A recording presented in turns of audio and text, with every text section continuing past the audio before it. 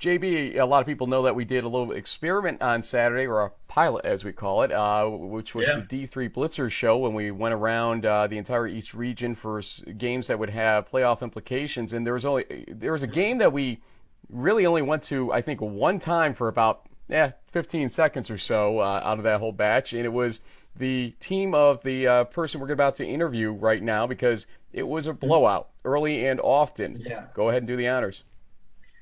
Yeah. This we've had him on the show a few times over the past few seasons. He took over as head coach of RPI back in March of 2013, and he has his engineers teed up for a potential Liberty League championship and playoff berth for the first time in a while. So welcome back to In the Huddle, Coach, the new high tech version of it. Welcome, Ralph Yeah, I Isernia. How guess you we doing? must be doing something right. We get back on the show, and it's totally different from the last time we were on.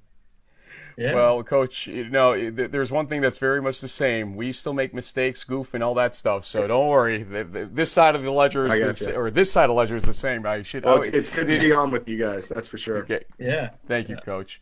Well, Coach, one thing that we wanted to kind of focus in on first is, of course, the Dutchman Shoes game coming up. You had a really big game against Rochester. Seemed like you had your team focused in instead of looking ahead, obviously. And you talked to Mike Drass at Wesley when they were facing Montclair State. Didn't seem to be the same scenario there when they had their Salisbury showdown coming up.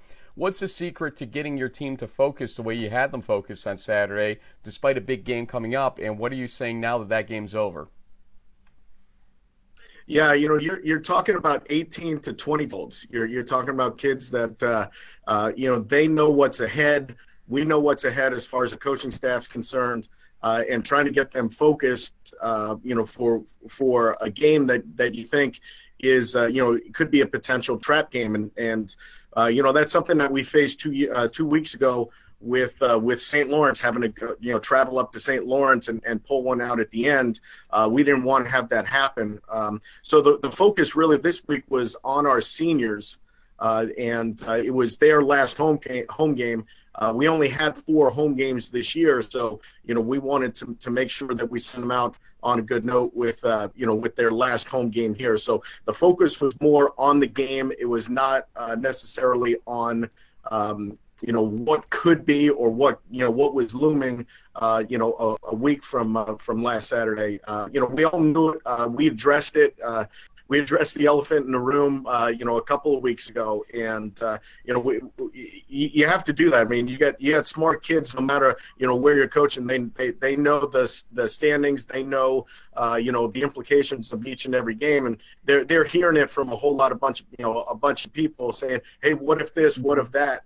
It's better to get it out there, discuss it, and kind of move on and really focus on the task at hand. Yeah, and Coach, walk us back about 4 weeks, and you've won 4 in a row now. You're 3-1 in the Liberty League, 7-2 overall. But all that had to start after a pretty tough loss at Hobart, and you had Ithaca coming to town, which has been no slouch all season. What do you think it was that sort of started this turn in the next direction? I've watched you guys on social media. Every week we're preparing for opponent number 8 and then number 9. It's almost like the opponents don't matter. Just let's get our team ready to play our game. Was that a philosophy that's been from day one, or was there something after the Hobart game that really got you guys fired up and started you on this path that you've been on for the last month? I guess where it started was we lost our identity a little bit in that Hobart game. We got away from doing things that had made us successful in the past, whether it was on offense, defense, or on special teams. So we needed to refocus, and part of that formula was taking care of the ball, taking it away on defense, being stout against the run, making teams one-dimensional, and then getting points off turnovers, and that's the team that we've been all season when we've been successful. When we haven't, it's because we hadn't been able to run the football, and we weren't feeding off of the defense, getting turnovers and that sort of thing. So it was, you never want to have one of those games, but it was one of those games. It took everything we could to refocus the team and get them back on track. Well, again, you're in the huddle with head coach of RPI, Ralph Isernia, with the Dutchman Shoes game and a possible playoff berth looming for his team. This is a team that a few years ago people left for dead in a lot of ways in terms of what was going on with the whole head coaching carousel, etc. And you have gotten this team back on track, and that takes oftentimes a buy-in, not just from the players, but from the people around the program, the alumni base, etc. Coach Behrman up the street, I'm sure, is doing the same thing or having the same, questions thrown at him along the way because of, some of the things that have happened at Union. But you've been successful in it. Our friend Eric Wren has been on the bandwagon as much as anybody right now. We had him on the show a few weeks back after that Ithaca homecoming game that you guys had put together a nice win in. What did it take to get everybody around the program to buy back into it after everything kind of happened, the dominoes fell the way they did? And what is the response now? How is the RPI community, handling you and the team right now?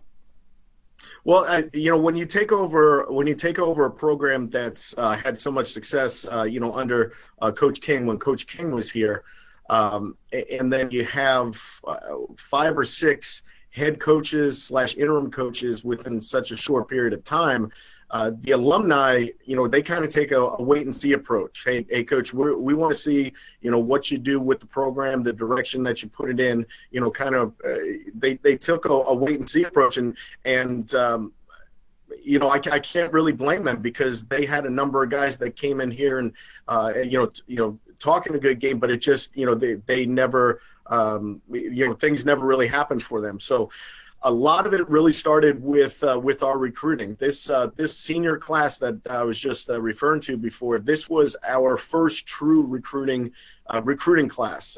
When I had come in 2013, all the applications were in. We knew, that was basically set with who we could recruit.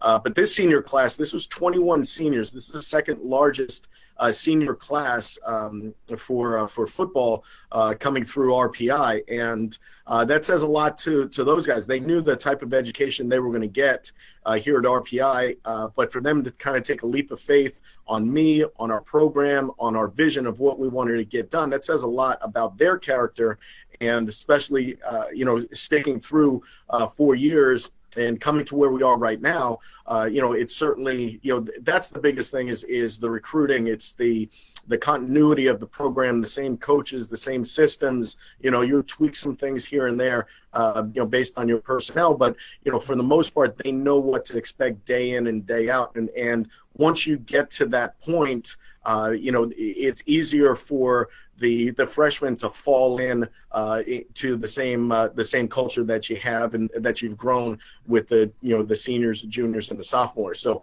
one thing just kind of feeds off of the other. Yep, one of those seniors who we remember from the show a year or two ago, Mike Tavinis, like one of the grinders. It's been really coming on well, probably because the offensive line's been blocking well.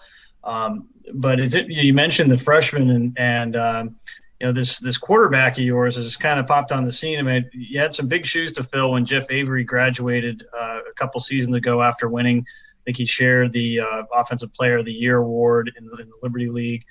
His little brother saw some time, Tommy, as a freshman. You had Ed Trimpert sort of back and forth depending on injuries. But Marinopoulos, am I finally ever going to get this name right, Frank? Because my Greek is not so good.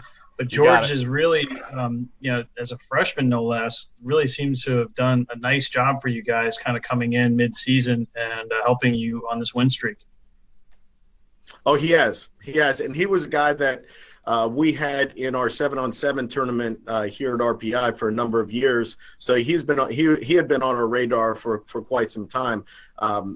When you recruit a quarterback, or really you recruit any position, you're looking for them to transition, very quickly into your system. So he came from a system in high school where it was a spread system. There were some check with me's. A lot of the reads were very similar to what we were doing. So his transition was very easy.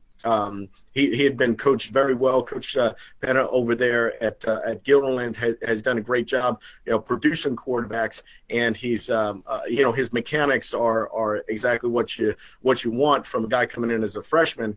So there's very little that you have to tweak, very little that you have to break down and then build right back up. But he's done a really good job, and I think when you look at I believe it was, I think 14 different rushers this past weekend, and I think we had 10 or 12 different receivers that caught balls for us. You never give up on the backside of a route. If he's your quarterback, you're always going to run your route hard, because you never know, he may find you on the backside, and that's something that's kind of neat. And he's poised for a freshman. He's poised in the pocket, very coachable, and really takes a lot of pride in his craft. Coach, the playoffs, obviously we've talked a little bit about the possibilities there, but we also noticed that RPI has put in for an ECAC potential bid for a bowl game. Also, New York State Bowl plays a role here as well, because if you finish as the next team out, per se, or whatever you want to call it, you would be eligible for that bowl. But we kind of look at these ECAC bowls. I believe your team's gone there. Was it 2 years in a row, I think, to the ECAC? Three. Is it 3 in a row now? 3 years in a row. Look at you guys. You can't get enough postseason, I tell you. But you got those 3 bids in a row. You've had experiences, I think, let's say, in Connecticut and in Pennsylvania, in Philly. So the last couple of years when they put it on the road, per se, tell us about the experiences, why you did want to see your name back in a possible ECAC bid scenario, despite perhaps the New York bid as well. Right. Well, I think for any coach, you always want to get one more week. You want to get one more week of training. You want, your young guys to get a little bit more experience in your system. Especially in Division III, when you don't have padded spring practice. This gives you one more week of training for those young guys. It also gives a reward for those seniors, those guys that have been in your program before. And I believe our administrative assistant put in for the ECAC, I believe, not too long ago. So it's one of those things that having a postseason game, having a bid for something like that, regardless if it was in Connecticut or in Philly or even in Delaware, it's a nice reward, for the end of the season. I mean, you still need to get, you still need to be chosen for it, through a committee, but it's, the award at the end of the year. Do me a favor. Over your right shoulder, we can see something that says, a sign that says success, and I can't read the rest of it, but I have a funny feeling it's important enough for you to hang on your wall. So what does it say up there? It says, success always looks easy to those who weren't around when it was being earned. Well said. You didn't even have to look at it there. You notice that, James? Yeah, that's right. It's a mantra. That was, let's see, that was, that sign is older than most of our players on our team here. Probably not older than Frank and I, though. Well, let's not go there. Coach, I picked that up, I think it was 1994 is when I picked that up. Okay. That's when I graduated from high school. Anyway, Coach, how do you get success against Union this weekend? I mean, that's the game that's up here. You've seen them on film, I'm sure, a little bit. Today you may watch them a lot on film with the way the weather is in the New York area today. If it's anything like Boston Spa, it's cold and rainy outside. So how do you beat this team, Union College? Union's a team. They don't have any holes in their team. They a brand of football on defense that's they play fast, they play physical, they run to the football. They're always in position. They're gap sound. You'll look at offensively and defensively. Offensively, they're going to try to pound you with the run. They're going to take some shots over the top. They'll dink and dunk a little bit. So there's a lot to it a lot to trying to defend them. Obviously our game plan is going to be very similar to what we've done. I think when you look at the stats for both teams, you're going to see some similarities with yardage and defensive stats, offensive stats. So there's going to be some similarities. I think when both teams have success, it's when they're taking care of the football, they're getting turnovers on defense, they're playing some short fields with the kicking game. And it's kind of neat to watch because you see that from them. That's kind of been our recipe for success the last number of weeks. And you know what it takes, what it took from our standpoint, and you can see it from them. So there's not a whole lot of weaknesses, and we're going to keep trying to find something. But it's going to take, it's going to be a physical match. It's going to be 4 quarters of football. It's a rivalry game. It's one of those games where if, you had some nicks and bruises or bumps and you were out for a couple of weeks, all of a sudden you get healed. You've got the miracle healing of the shoes week to help you through. And it's going to be a great atmosphere. It's going to be a great crowd and everything. And this is the one where you get a lot of alumni come back. Some of them come back for a homecoming game, but everyone comes back for the shoes game. So regardless if it's home or on the road. So it's we got to take care of our business and hopefully limit them to some of the things that they like to do. But it's going to be one heck of a game. James, he brings up that dinking and dunking scenario. We had alluded to the D3 Blitzer show we did on Saturday, and we landed on the Ithaca Union game quite a bit. But there was one drive in particular that we kept peeking in and out of this program, or out of that game during this program. And it was the same drive for 22 plays, I think it was, for about 70-something yards, and a field goal is what ended it. But it ate up so much clock on Ithaca that it took them completely out of rhythm in that game, it seemed like. And it was just a battle of field goals for a while in that game. So you are 100% right. We've seen it ourselves that the dink and dunk mentality that they have is effective. It's won them a lot of games. Yeah. And speaking of... before you get wrapped up into that, what they'll try to do is they'll try to lull you to sleep with that, and then they'll go over the top with some play action pass, some double moves on the outside that, all of a sudden it's like, where the heck did that come from? It's a tough offense to defend, and you match that with the way that they run to the football on defense, and they're so multiple with their fronts and their linebackers and their personnel packages that it could be very confusing to some guys. Yeah. Well, I have a feeling some guys named Joseph and Catino are probably pretty familiar, and they'll be ready. But Coach, you mentioned field goals and alumni, and we've obviously stayed in touch here and there with Andrew Franks, his mom Beth, and Aunt Amy on social media. But obviously, we're disappointed to see the news at the start of the season that he wasn't going to stick around with the Dolphins. But we actually, I was hoping the Bucs were going to pick him up. It sounded like he came in and tried out. I'm sure he's still probably out there and available for teams that might need him. But have you heard from Andrew? How's he doing? And if you talk to him, tell him we say hey. Well, I'll definitely tell him that you said hi. He's and no pun intended, he's still been kicking around with a bunch of different teams.